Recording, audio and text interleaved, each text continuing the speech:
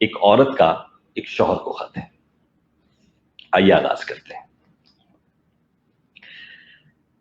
سرتاج من سلامت. کور نشاط بجا لا کر عرض کرتی ہوں کہ منی آرڈر ملا. یہ پڑھ کر طبیعت اچھی نہیں ہے، از حد تشویش ہے. لکھنے کی بات تو نہیں، مگر مجھے بھی تقریباً 2 ماہ سے ہر رات بدخوابی ہوتی ہے. آپ کے متعلق برے برے خواب نظر آتے ہیں. خدا خیر کرے. سب کو صدقے کی قربانی دے دی جاتی ہے، اس پر کافی خرچ ہو رہا ہے.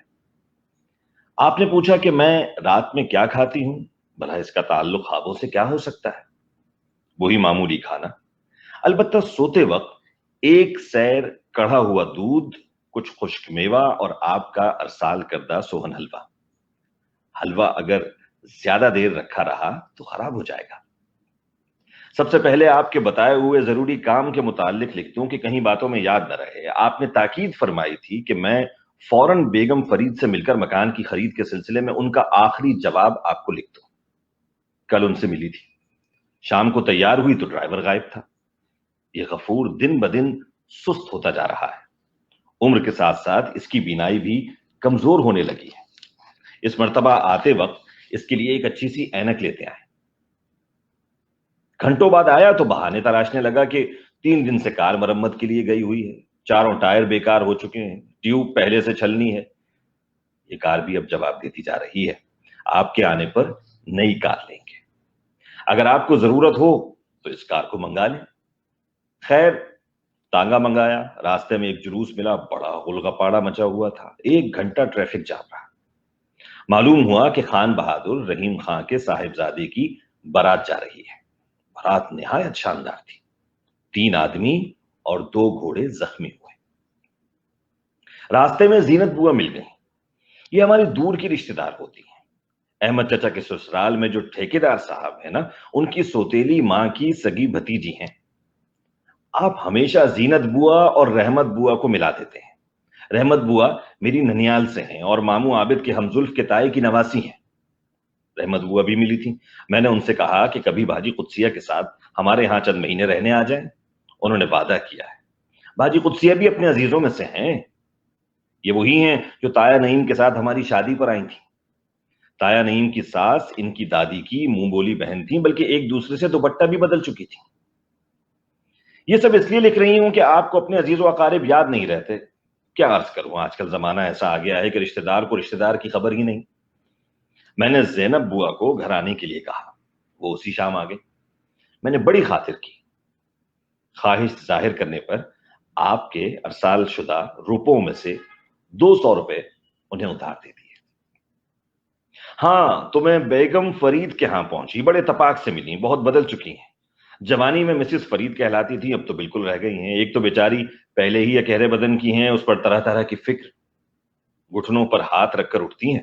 کہنے لگیں اگلے ہفتے برخوردار نعیم کا عقیقہ ہے اور اس سے اگلی جمعرات کو نور چشمی بطول رخصت ہوگی، ضرور آنا. میں نے حامی بھر لی اور مکان کے متعلق ان سے آخری جواب مانگا. پہلے کی طرح چٹاخ پٹاخ باتیں نہیں کرتی. آواز میں بھی وہ کرارا پن نہیں رہا. انہیں تو یہ بطول لے کر بیٹھ گئی ہے.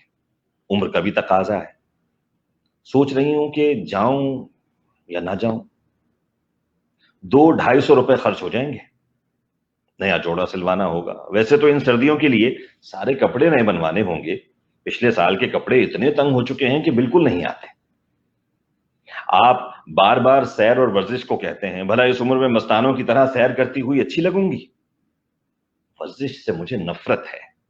خواہ مخواہ جسم کو تکانا اور پھر پسینہ الگ. نہ آج تک کی ہے نہ خدا کرائے. کبھی کبھار کار میں زنانہ کلب چلی جاتی ہوں. وہاں ہم سب بیٹھ کر نیٹنگ کرتی ہیں. واپس آتے آتے اس قدر تھکان ہو جاتی ہے کہ بس. آپ ہنسا کرتے ہیں کہ نیٹنگ کرتے وقت عورتیں باتیں کیوں کرتی ہیں. اس لیے کہ دھیان میں لگی رہیں. آپ نے جگہ جگہ خط میں شاعری کی ہے اور الٹی سیدھی باتیں لکھی ہیں. ذرا سوچ تو لیا ہوتا کہ بچوں والے گھر میں خط جا رہا ہے. اب ہمارے وہ دن نہیں رہے کہ عشق وشق کی باتیں ایک دوسرے کو لکھیں. شادی کو پورے 7 برس گزر چکے ہیں. خدا را ایسی باتیں آئندہ مت کیجیے گا. توبہ توبہ، اگر کوئی پڑھ لے تو کیا کہے گا. ان دنوں میں فرسٹ ایڈ سیکھنے نہیں جاتی. ٹریننگ کے بعد کلاس کا امتحان ہوا تھا. آپ سن کر خوش ہوں گے کہ میں پاس ہو گئی۔ پچھلے ہفتے ایک عجیب واقعہ ہوا۔ بنوں کے لڑکے کو بخار چڑھا، یوں تپ رہا تھا کہ چنے رکھو اور بھون لو۔ میں نے تھرمامیٹر لگایا تو نارمل تھا، دوبارہ لگایا تو نارمل سے بھی نیچے چلا گیا۔ پتہ نہیں کیا وجہ تھی۔ پھر گھڑی لے کر نبض گننے لگی۔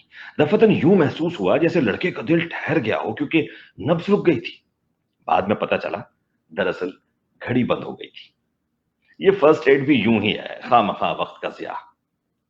ڈاکٹر میری سوچ کی کتاب ارسال ہے، اگر دکاندار واپس لے لے تو لوٹا دیجیے۔ یہ باتیں بھلا ہم مشرق کے رہنے والوں کے لیے تھوڑا ہی ہیں۔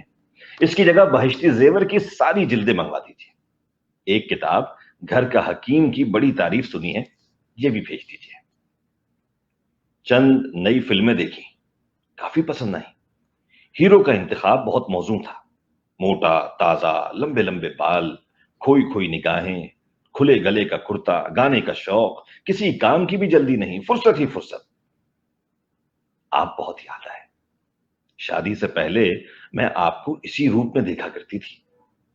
کاش کہ آپ کے بھی لمبے لمبے بال ہوتے، ہر وقت کھوئی کھوئی نگاہوں سے خلا میں تکتے رہتے، کھلے گلے کا کرتا پہن کر گلشن میں گانے گایا کرتے، نہ یہ کمبخت دفتر کا کام ہوتا اور نہ ہر وقت کی مصروفیت۔ لیکن خواب کب پورے ہوئے ہیں؟ ان فلموں میں ایک بات کھٹکتی ہے، ان میں عورتوں کی قوالی نہیں ہے۔ فلم بناتے وقت نہ جانے ایسی چیزیں کیوں نظر انداز کر دیتے ہیں۔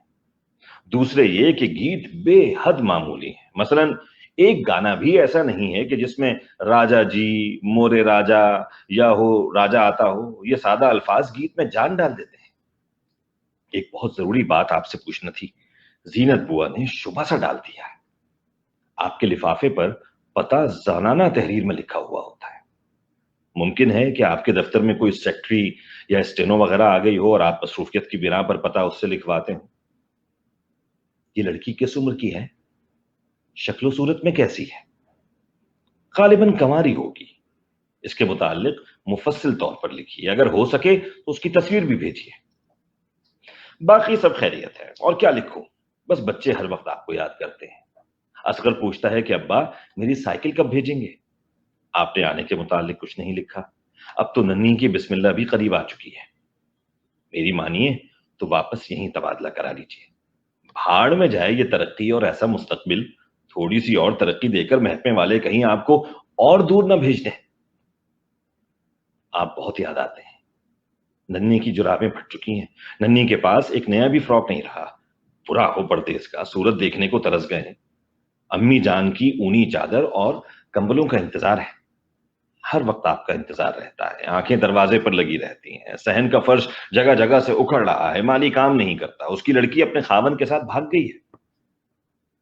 آتے وقت چند چیزیں ساتھ لائیں، بچوں کے جوتے اور گرم کوٹ، ننھی کی جرابیں اور کنٹروپ، ننھی کی فراک، 2 چمڑے کے صندوق، زینب بوا کے لیے اچھا سا تحفہ، بلی کے گلے میں باندھنے کے لیے ربن اور کتے کا خوبصورت سا کالر، کچھ سوہن حلوہ اور ننھی کا سویٹر۔ ننھی کے کان میں پھنسی تھی، چچا جان سول سرجن بلانے کو کہتے تھے، میں نے منع کر دیا کیونکہ کل تعویذ آ جائے گا۔ یہاں کی تازہ خبریں یہ ہیں کہ پھوپھی جان کی بھینس اللہ کو پیاری ہو گئی۔ سب کو بڑا افسوس ہوا، اچھی بھلی تھی، دیکھتے ہی دیکھتے دم توڑ دیا۔ میں پرسہ دینے گئی تھی، تایا عظیم کا لڑکا کہیں بھاگ گیا ہے۔ احمد چچا کا جس بینک میں حساب تھا وہ بینک فیل ہو گیا ہے، اور ہاں، پھوپھا جان کی ساس جو اکثر بہکی بہکی باتیں کیا کرتی تھی اب بالکل بابلی ہو گئی ہیں۔ بقیہ خبریں اگلے خط میں لکھوں گی۔ سرتاج کو کنیز کا آداب۔ فقط ایک بات بھول گئی، منی آرڈر پر مکان کا نمبر ضرور لکھا کیجیے، اس طرح ڈاک جلدی مل جاتی ہے۔